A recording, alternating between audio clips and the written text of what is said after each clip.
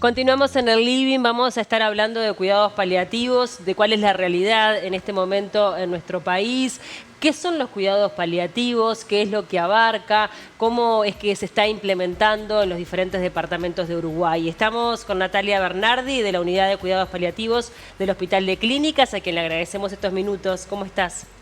Muy bien, muchas gracias por el espacio. Un placer.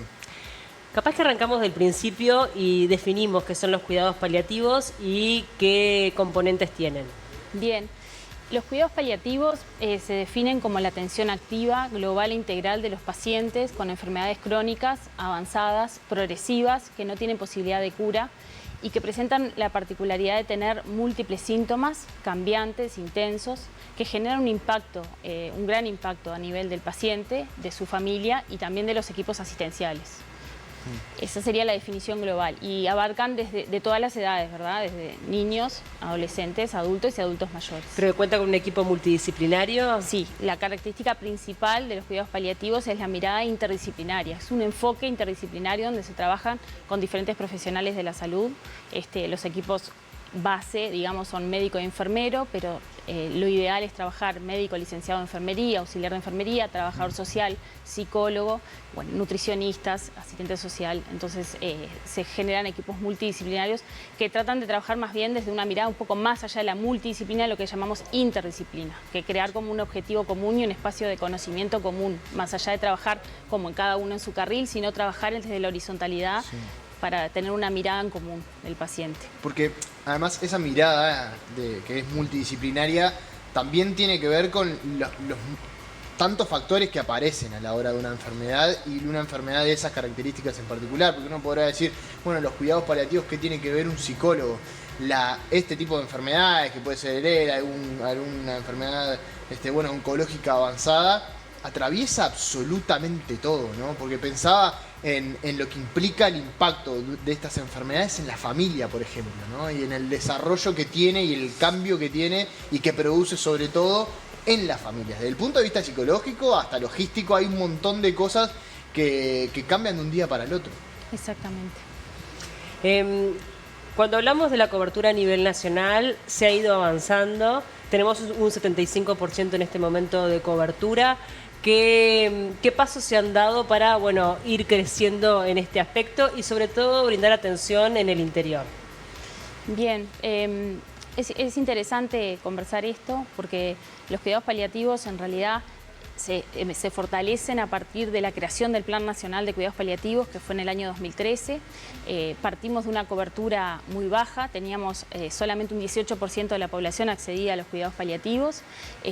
Y bueno, a través del Plan Nacional, que es un plan ministerial, que estuvo a cargo de la doctora Gabriela Pires y actualmente de la doctora Adriana de la Valle, ha ido aumentando la cobertura, llegando actualmente, pasando del 2022 al 2023, de un 69 al 74,9%, lo cual nos habla de que 3 de cada 4 pacientes acceden a los cuidados paliativos.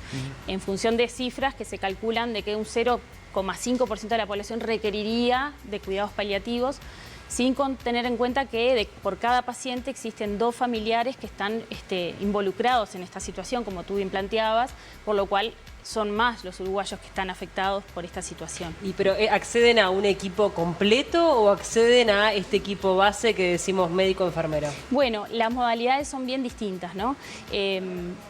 Justamente esto se hace a través de una encuesta desde el Ministerio de Salud Pública a todos los prestadores, a todos los sistemas de salud.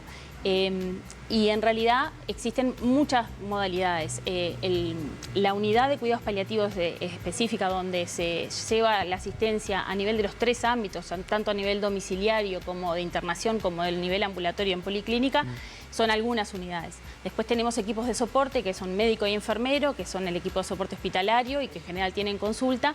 Y después existen otras modalidades donde la cobertura actualmente sigue siendo heterogénea, donde médicos que no tienen una formación específica en cuidados paliativos, pero tienen cursos base de cuidados paliativos, brindan esa asistencia en atención primaria, por ejemplo, y cuando el paciente tiene una complejidad mayor o tiene una necesidad mayor, se deriva a las unidades específicas de cuidados paliativos.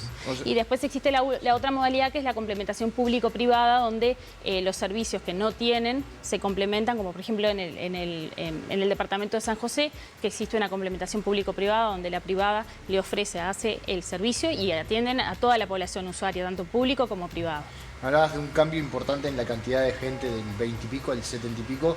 ¿Cuál fue el factor que hizo que cambiara y sobre todo que se aumentara la cantidad de pacientes que reciben esta atención? Sobre todo la cobertura, el crecimiento de la disciplina como tal, ¿no? Todo lo que tiene que ver con la difusión, pero sobre todo lo que cambió fue el plan ministerial de cuidados paliativos, donde desde el ministerio se hizo una campaña y concientización en cada institución y a nivel país para tener el acceso, ¿verdad? Y bueno, y en el último año, en agosto del 2023, se votó la ley. Claro. Que lo que trata de hacer es garantizar el derecho de todos los pacientes, que si bien estaba dentro del PIAS, del Plan Integrado de Atención a la Salud, no existía como obligatoriedad. Desde agosto del 2023 es ley, por lo cual ahora se está en la etapa de la reglamentación y de la fiscalización para que se cumpla, que sea obligatorio para todos los prestadores. ¿Eso cambió en algún punto? Si se quiere, es poco el tiempo que pasó, estamos hablando de agosto, casi fines del año pasado, pero ¿se siente ese cambio, lo normativo, más allá de que esté en etapa de reglamentación? Sí, no? se siente. Por ahora no hay tanto cambio, pero de a poco uno empieza a ver que existe como más el usuario informado, donde solicita su derecho y donde de cierta forma el prestador debe brindar ese servicio, ya sea haciendo una complementación público-privada o no. Igual existe todavía una brecha importante y una heterogeneidad entre lo que es el sistema público y el privado, donde existen estas diferencias en sectores, sobre todo del interior, que tú me preguntabas, que los mismos prestadores en diferentes áreas geográficas del país existe una mucha menor cobertura, por lo cual tenemos mucho camino por recorrer para Ahora, poder... ¿el cuidado paliativo se aplica únicamente a enfermos terminales o también aplica a personas que están atravesando una enfermedad muy compleja, que les está afectando muchísimo la calidad de vida o que están sometidos a dolor, pero que puedan tener una recuperación? Bien, es bien interesante esta pregunta porque siempre los cuidados paliativos han estado atados, ¿no?, al final de vida, que sin duda cubren, y es principalmente de donde surgen, pero a lo largo de los años ha habido un cambio de paradigma, un cambio de enfoque, una mirada donde ha virado, digamos, de lo que era la patología terminal en la etapa final a acompañar, y donde se ha visto mayor beneficio de estar acompañando al paciente en cuanto a su calidad de vida, mejoría de calidad de vida. Incluso los estudios que se han realizado y se han publicado en revistas internacionales muy importantes demuestran que hay una gran mejoría en calidad de vida y en indicadores importantes, incluso de sobrevida, del acompañamiento en etapas precoces de esta enfermedad, pero siempre en el contexto de una enfermedad avanzada e incurable, sí, ¿verdad?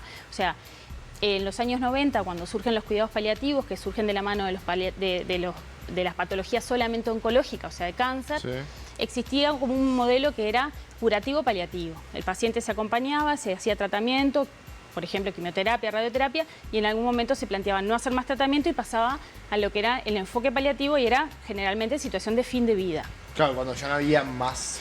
Bueno, donde el beneficio de acompañar y donde brindar este servicio, lo que es esta mirada, este enfoque, no era tal. A lo largo de los años ha cambiado este paradigma, donde en realidad los cuidados paliativos ingresan a la enfermedad y a la situación acompañando, sobre todo más basados en la complejidad, en esto de síntomas múltiples, cambiantes, que generan muchas dificultades, que el paciente requiere de múltiples consultas a la emergencia, que no puede ser abordado de una forma integral, que se desborda el servicio de salud, que tienen que llamar a la emergencia móvil. Y entonces se centra más en una patología avanzada, pero que tiene que ver con una complejidad muy alta. Claro, pero que de repente no tiene por qué desembocar en la pérdida de la vida.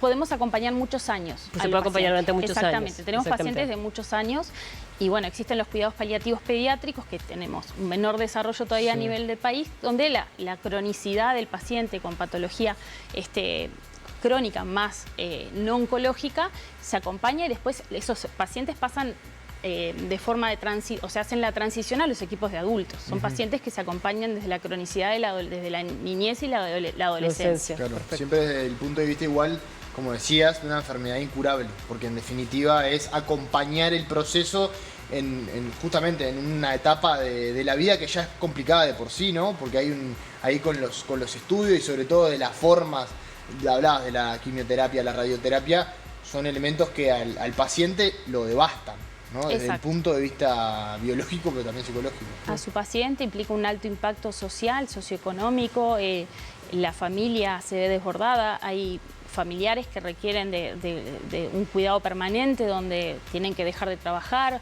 o sea, hay un montón de variables que se necesitan abordar con el trabajador social, con el psicólogo, como tú planteabas, bueno, con nutricionistas, con los licenciados de enfermería auxiliares codo a codo con los profesionales, con los médicos, ¿verdad?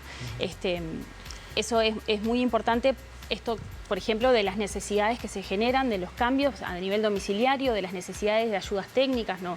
De repente el paciente deja de poder subir escaleras, entonces vamos a necesitar o necesita bastones o silla de ruedas, camas articuladas y la asistencia para que el paciente transite esta etapa con la mejor calidad de vida posible, tenemos que brindarla a través de un equipo que no hay otra interdisciplinaria. ¿Cuánto se ha desarrollado el cuidado paliativo en sí? Decías del 90, es un tiempo corto, acotado, pero me imagino que se ha desarrollado mucho porque es un antes y un después en los pacientes, digamos, terminales, si se quiere, ¿no? Incluso se ha puesto en una falsa oposición con la eutanasia, cuando en definitiva muchas veces va como en conjunto, ¿no? En paralelo. El desarrollo mayor, yendo a la primera parte de tu pregunta, tiene que ver con los últimos, te diría, los últimos 15 años. Cuando yo empecé a estudiar, los cuidados paliativos eran una cosa y realmente ha tenido un desarrollo donde ahora tenemos miles de variables de complejidad con realmente una derivación de patologías muy diversas, porque va desde el paciente con cáncer, que además cáncer en sí mismo, la patología oncológica tiene una variedad en función de qué tipo de cáncer, de qué metástasis tenga, ¿no? Y toda una variedad de la patología no oncológica, que en realidad es más frecuente que el cáncer, con las enfermedades neurodegenerativas, como la esclerosis lateral amiotrófica, las enfermedades respiratorias crónicas, las enfermedades cardiovasculares, las enfermedades renales, que no tienen posibilidad de tratamiento dialítico. Entonces, en realidad, es una patología, es una especialidad que se ha desarrollado mucho y que realmente está en un auge, pero digo, en un desarrollo realmente que ha cambiado mucho. Con esto del cambio de paradigma también, desde el siglo XXI, pero en Uruguay lo estamos viendo desde hace unos 10, 15 años. Claro, ¿no? pero el cambio de paradigma produce también que se intensifique la labor. Exactamente. Pues en definitiva es más tiempo con mayor intensidad. Y mayor acompañamiento del paciente. Y ¿verdad? tenemos mayor tiempo de mayor acompañamiento. Y hoy tenemos profesionales preparados, disponibles en Uruguay para la demanda. Sí, son insuficientes. Todavía tenemos una brecha. Yo coordino la diplomatura de cuidados paliativos del adulto en la Universidad de la República desde hace 2 años y es una disciplina que surgió en el año 2010 como diplomatura, que en realidad la diplomatura de la UDELAR tiene una carga similar a una maestría de cuidados paliativos a nivel español, ¿no? En carga horaria, pero bueno, se llama diplomatura y existen ofertas también a nivel de la privada. Y bueno, tienen sus cupos que realmente cada vez hay más demanda. Claro. El año pasado tuvimos 110 solicitudes para ingresar y tenemos un cupo que era 30 y aumentamos a 38 por un tema de demanda, de necesidad país por la ley y por la implementación de la ley. Sí, totalmente. O sea que hay que seguir trabajando en ese aspecto. Quería contarte también sobre lo emocional, ¿no? Que también en definitiva, viste que cada vez hay como una idea más integral del paciente, ¿no? Donde no podemos abordar únicamente lo físico, sino también lo emocional al momento de hablar de una enfermedad. Hablábamos de la película Hay una puerta ahí, con Fernando Sureda y con Enrique, es el paliativista referente español. ¿Qué rol ocupa ese aspecto, ¿no? El trabajar también las emociones de ese paciente que muchas veces está, por ejemplo, en el caso de Lela, muy bien de manera a nivel cognitivo, pero muy imposibilitado físicamente. Y bueno, yo creo que no se pueden conseguir los cuidados paliativos sin la psicología médica, el rol del psicólogo en el equipo, ¿verdad? No es necesario que todos los pacientes sean abordados por el equipo, por la psicóloga, pero sí tener todos los profesionales que hacemos cuidados paliativos, tener una escucha activa, tener las herramientas básicas para el manejo de lo que tiene que ver con las emociones que se generan y con todo lo que implica el sufrimiento inherente a una enfermedad crónica avanzada y el impacto que genera. Una frase muy característica que a mí me gusta mucho decir del doctor Eduardo Bruera, que es un profesor referente, que es argentino, pero que está en el MD Anderson de Houston, que es el encargado de los cuidados paliativos, que siempre habla de que los cuidados paliativos no pueden con el sufrimiento total. O sea, los cuidados paliativos tratan de sacar el sufrimiento que está sobreagregado a la situación, pero existe un sufrimiento inherente a la situación que uno tiene que acompañar, tiene que duelar y tiene que tener las herramientas para el manejo, ¿verdad? Nosotros lo que podemos abordar es ese sufrimiento innecesario vinculado a los síntomas que pueden tener los pacientes, a ayudarlos, a acompañarlos en el proceso de guiarlos, de cómo hacer para tener una mayor accesibilidad en su domicilio, cómo estar más tiempo en su domicilio sin tener que ser trasladado frecuentemente al hospital, tratar de minimizar las internaciones en cuanto a tiempo y a cantidad de veces, o que el paciente pueda estar internado lo menos posible para poder volver a su domicilio, que es en el lugar que generalmente está mejor. No siempre es así, no siempre los cuidados paliativos, el mejor lugar para estar y para fallecer es en domicilio, porque depende de todas las características que se puedan generar en cuanto a los cuidados, a la situación socioeconómica de los pacientes y familiar, pero generalmente se trata de mejorar toda esta situación para que el paciente pueda ser abordado en domicilio con su familia. Hablábamos del paciente, hablábamos de la familia del paciente, que obviamente son los que están duelando y viviendo todo ese proceso que vos mencionabas, pero desde el punto de vista de la preparación profesional, que entiendo también que quienes están ejecutando los cuidados paliativos y colaborando, participando en todo ese proceso con el paciente, tienen ahí una preparación. Pero ¿qué pasa con los profesionales que están viviendo también y que se encariñan con el paciente? ¿Hay algún tipo de preparación específica, especial? No sé, trabajo con psicólogos de los propios actuantes profesionales, porque me imagino que debe ser un sinfín de vivir momentos complejos, ¿no? Porque en definitiva están acompañando los momentos más complejos de cada una de las familias y de personas que más largo o más corto plazo van a fallecer. Sí, es bien interesante esto que nos planteás. En realidad, creo que la principal herramienta para protegerse, como la protección de lo que es el burnout, decimos, ¿no? De clase profesional vinculada a estas situaciones, todos los médicos la vivimos, porque todos los médicos tienen pacientes, desde el CTI a los internistas, los cirujanos, todos tienen situaciones complejas y deberían tener su apoyo o sus herramientas.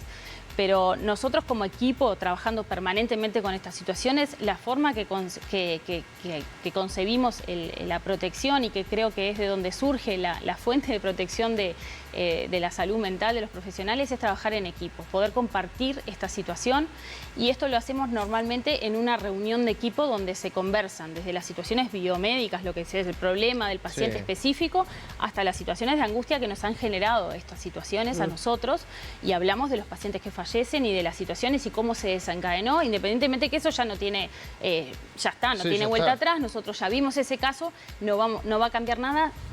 Sí, muchas veces tratamos en que en situaciones de alto riesgo continuemos la asistencia a la familia por el riesgo de duelo patológico o duelo complejo en situaciones que podemos tener. Pero para nosotros es muy importante esta conversación que tenemos y esta reunión, así como cuando yo hacía domicilios y salía a domicilio, ir con chofer, con enfermero, trabajar desde esto, ingresar al domicilio en equipo y poder conversar al regreso, digamos, o entre los pacientes de las situaciones, porque es la forma de protegerse.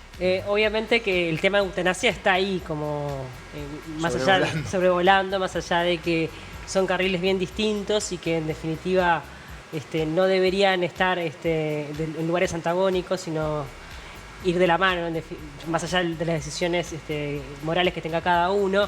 Pero se debería discutir la eutanasia luego de que tengamos una cobertura al 100% de cuidados paliativos en nuestro país. Yo creo que son carriles distintos. De hecho, si bien se intrincan permanentemente, porque digo, la situación de lo que es la eutanasia está dentro de lo que llamamos deseo de adelantar la muerte, cuando el paciente expresa su deseo de adelantar la muerte, que puede responder a muchos factores. Es importante tener claro que no son contrapuestos y son en el sentido de que son independientes, de que es importante tener la cobertura, y eso de cierta forma protege de que la probabilidad del sufrimiento, de otra fuente de sufrimiento donde los cuidados paliativos puedan abordar, no sea la causa de la solicitud de adelantar la muerte, Claro, ¿verdad? claro. Pero eso no siempre te asegura. Puede existir un sufrimiento intrínseco e inherente que el paciente desea morirse independientemente de la cobertura al 100%. Esos son, Claro. y tiene que ver con esto del derecho, de si la vida como derecho, como obligación, y tiene que ver con factores culturales, sociales, religiosos, ¿no? Y cómo uno Sí. concibe la vida. Entonces es una situación de que se define como derecho para algunas personas y como todo requiere de una maduración de, Sí, una de la discusión discusión social, ¿no? que Sin viene lugar a dándose dudas. hace muchos Sí. años, desde el 2020, y que ha sido muy necesaria para poder avanzar y aclararnos a nosotros mismos. O sea, la eutanasia como situación es contrapuesta a lo que nosotros habitualmente hacemos, que Claro. es tratar de curar, tratar de paliar, acompañar, pero no provocar la muerte, ¿no? Porque la diferencia entre lo que nosotros podemos hacer como sedación paliativa en los cuidados paliativos y la eutanasia tiene que ver con el objetivo, con la forma y con el resultado. Nosotros podemos aplicar una sedación paliativa en los pacientes con enfermedades avanzadas que están en situación de síntoma, un síntoma refractario que no podemos controlar, donde el fin de vida está cerca, con el deseo de aliviar o de disminuir la conciencia. La eutanasia es provocar la muerte, el objetivo. Y el procedimiento es completamente distinto. Nosotros en la sedación paliativa administramos medicación, estamos hablando de una situación particular Sí, donde sí, sí, sí. solamente nosotros en nuestra unidad de cuidados paliativos del Hospital de Clínicas tenemos un 15% de los pacientes que requieren de sedación. De todos los pacientes que fallecieron, solamente un 15% requirieron esta sedación paliativa para lograr aliviar el sufrimiento. En lo que tiene que ver con el procedimiento, que es administración de medicación para disminuir la conciencia, medicación hipnótica. En cuanto a la eutanasia, es medicación para acelerar la muerte. Y el resultado justamente es la muerte directa. Y en la sedación es disminuir la conciencia en un proceso de terminalidad donde el paciente tiene una agonía de horas, días o semanas en función de la situación que está provocando esto, ¿verdad? Claro. O sea, esas como las diferencias bien importantes entre lo que es legal actualmente y lo que no es legal y lo que se va a discutir. ¿Ah? Hoy decías que los cuidados paliativos todavía es deficiente en cuanto a la cantidad de personas que se atienden, etcétera. A tu entender, ¿qué es lo que falta, digamos, para tener una atención integral y sobre todo igualitaria a nivel de la población? ¿Es económico solamente? Capaz que arranca por ahí. ¿Es solamente económico lo que se requiere o requiere justamente herramientas, recursos humanos? Bueno, creo que como concepto fundamental es que todos los prestadores en todas sus sedes, digamos, deberían poder prestar este servicio, darlo y asegurar la continuidad asistencial, porque este paciente es muy dinámico. Tenemos un paciente internado que le damos el alta y se va a domicilio y necesita un soporte domiciliario. Y a veces el paciente no está todavía con una declinación tan importante que puede venir al centro a controlarse de forma ambulatoria. El requerimiento de las 3 modalidades es lo que falta más, digamos, la carencia más importante que tenemos, sobre todo a nivel del interior del país. Cuando tenemos que derivar ese paciente y tenemos que asegurarle la continuidad y hacer lo que decimos alta segura, que referencia y contrarreferencia, que tengamos un equipo que lo pueda ver y un soporte a nivel domiciliario. Eso a nivel del interior es lo que nos está faltando más. ¿Y con qué tiene que ver? Bueno, sí, sin duda que empezar a reglamentar y a fiscalizar, que se cumpla la ley, que la ley sea realmente cumplida por los prestadores, y eso va de la mano con mayor formación. Y en cuanto hablamos de formaciones, en todas las áreas, ¿verdad? Claro. En licenciados de enfermería, en psicólogos que se dediquen a esta mirada paliativa, en médicos, trabajadores sociales, donde nosotros en la diplomatura tenemos diferentes especialidades, pero se necesita mayor Cantidad. oferta educativa para poder cubrir y para poder tener más profesionales que puedan estar preparados para abordar lo que se viene, que es la cronicidad. O sea, nosotros tenemos un perfil o una pirámide poblacional donde, como los países de primer mundo, ¿no? Que tenemos, las personas tienen una larga sobrevida, por Sí, suerte. claro, cada vez Gracias a es una Dios. sociedad más longeva, Exacto. sin duda. Entonces cada vez eso requiere mayor complejidad y va a Sí. haber cada vez más demanda. ¿Cuánto ¿no? es el acompañamiento promedio hoy en cantidad de años tienen estimado? Y sobre todo, si tienes la información, la comparación de cuánto ha aumentado en ese proceso. ni en ese cambio de paradigma? No tengo la información certera por cifras. Nosotros en la unidad, cuando empezamos en el Hospital de Clínicas en el año 2013, que fue en el contexto del fortalecimiento del Plan Nacional que se creó, se reformuló la unidad de cuidados paliativos del Hospital de Clínicas, que en realidad fue una de las primeras unidades, la primera unidad del sistema público en el año 94, pero después por diferentes razones había desaparecido y ahora desde el 2013, o sea, cumplimos 2014, perdón, cumplimos 10 años el año pasado.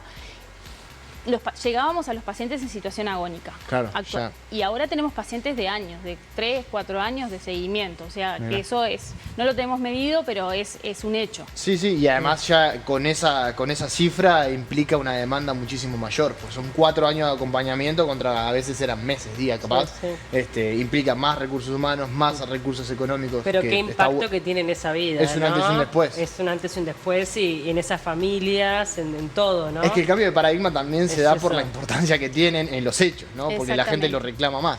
Sí, es bien importante también tener en cuenta que nosotros, dentro de lo que es la derivación, está bueno poder hacer, como ser más específico en, bueno, este paciente requiere realmente de una unidad especializada de cuidados paliativos o se puede derivar a un equipo de primaria, de primer nivel, donde es su equipo tratante y donde pueda tener soporte y también lo que llamamos entrar y salir de los cuidados paliativos. O sea, pacientes que de repente están con una enfermedad oncológica y están estables y están con una buena evolución o empiezan un tratamiento nuevo, dejan de tener síntomas y bueno, ese paciente se espacía las consultas o de repente se está en contacto con el oncólogo tratante para definir que cuando empiece con mayor síntomas, con mayor número de síntomas, es muy flexible este modelo nuevo, ¿verdad?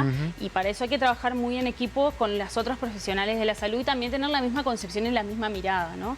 De la importancia de que no es cuidados paliativos, sino el estigma de como es cuidados paliativos, es un paciente que no hay nada para hacer. Totalmente, o es un paciente terminal, claro, lo que hablábamos de hacer, eso, ¿no? De una sobrevida que de repente puede durar años, en definitiva, y hay que trabajar en ese aspecto. Natalia, muchas gracias por acompañarnos, la verdad es que fuiste muy clara, obviamente que el tema está como muy en la vuelta, también con la situación del expresidente José Mujica, que ya está recibiendo cuidados paliativos desde hace un tiempo, pero independientemente de este caso puntual, la discusión de la eutanasia también está arriba de la mesa y los cuidados paliativos siempre están allí, como rondando, entonces nos parecía importante bajarlo a tierra, explicar exactamente qué son y cómo se está trabajando desde Uruguay. Muchas gracias por el espacio y es un placer poder explicar con mayor tiempo y disponibilidad, porque son temas complejos que a veces en 5 minutos uno no puede, así que me parece que dio el tiempo para poder conversar de diferentes aspectos que... Y seguramente nos quedaron cosas, pero será para otra ocasión, seguro. Muchas gracias por la invitación. Gracias por acompañarnos.